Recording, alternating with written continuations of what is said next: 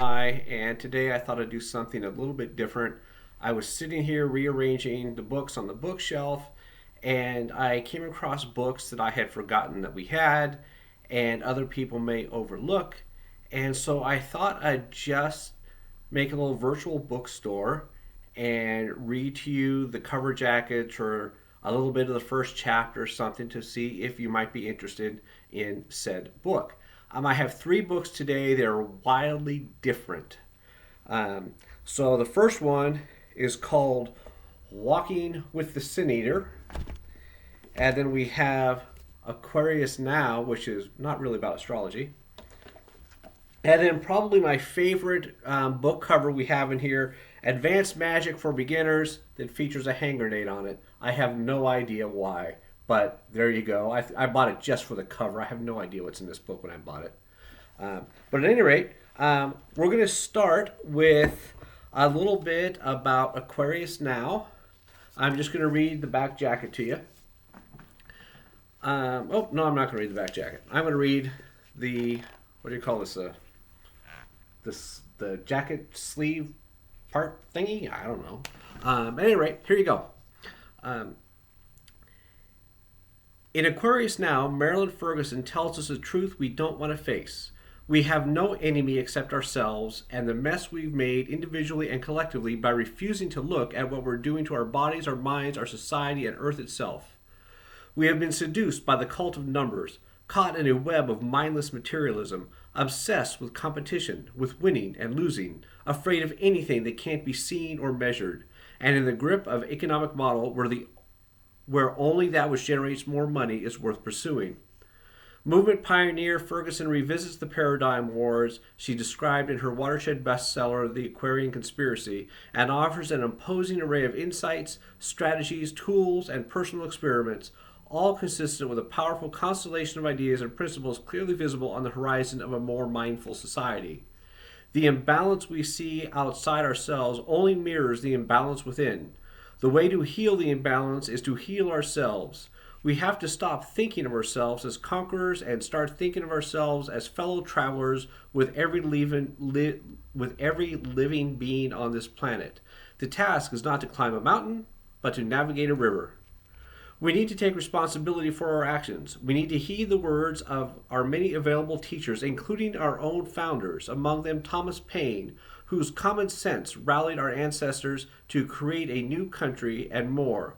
Quote, "We have the power to begin the world again," unquote, Paine wrote.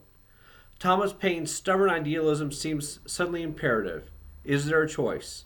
Aquarius Now is a map at the mall. You are here, and why is plain. Finally. That's the blurb about Aquarius Now. This is Advanced Magic for Beginners.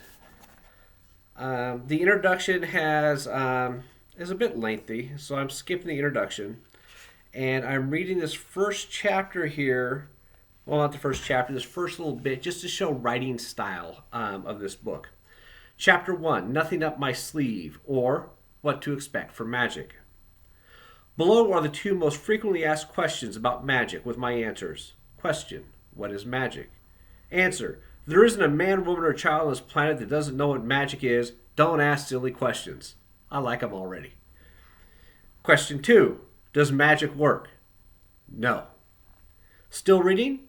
The only way you'll ever answer either of these questions to any degree of satisfaction is to actually do some magic. I can tell you what to expect. Sometime after you've performed a magical act, whether to bring about a specific event, divine the future, or communicate with a spirit, the result will manifest via the means available, and you will get exactly what you asked for. But then, I can tell a virgin what to expect from sex. However, that expectation is incapable of conveying a modicum of the experience, and can in no way account for the effect of that experience upon the self. It should also be noted that, just as in sex, no one is good the first time they do magic, and it takes a degree of practice before you can even begin to do it properly. Remember, failure means you need more practice. If the first time you hear music is at your first piano lesson, would it not be great folly to dismiss the idea that you might one day be a concert pianist, or to refuse to even consider the existence of Beethoven's Fifth Symphony based on the results of that lesson. So what are the implications of the magical experience on the self? Beyond performing the odd ritual here or there, what can the novice expect from a future as a practicing magician? Getting what you want. Being a magician means you get to make wishes that come true. What you can experience through magic is limited only by your imagination. How you experience a magical result is limited only by the available means of manifestation. Yes, you can use magic to obtain money, sex, and power. As such, these things will occur along the lines of any other real event, in the form of synchronicity. For instance, if you do some magic to win some money, the next day you might visit a betting shop, put some money on a horse, and win. But if you do a magic to fly like Superman, you will no doubt experience the result via dream, because that is the available means by which the result can manifest. Unless, of course, you accidentally fall out of the 53rd window at the office fancy dress party. In the same sense, you can use magic to raise the dead, summon demons, and converse with gods, so long as there is a means by which these experiences can manifest. If you have no visionary ability and fail to provide a communication device such as a pendulum or your best friend's body, the conversation is going to be pretty much one way. No doubt, some newcomers of magic will be disappointed to learn that magic will not allow you to grow an extra 5 inches, in height, grant the ability to walk through walls, or facilitate the turning of people into frogs. But the physical or real world is simply one type of experience and one means of materialization among many. Dreaming is another type of experience. Whether you experience something in the real world or in a dream world makes no difference. The immediate effect of the experience is still the same. This may sound like a cop-out, but the ability to cure cancer, change people's minds, and end the career of a murderer or rapist is in the real world isn't something to be sniffed at.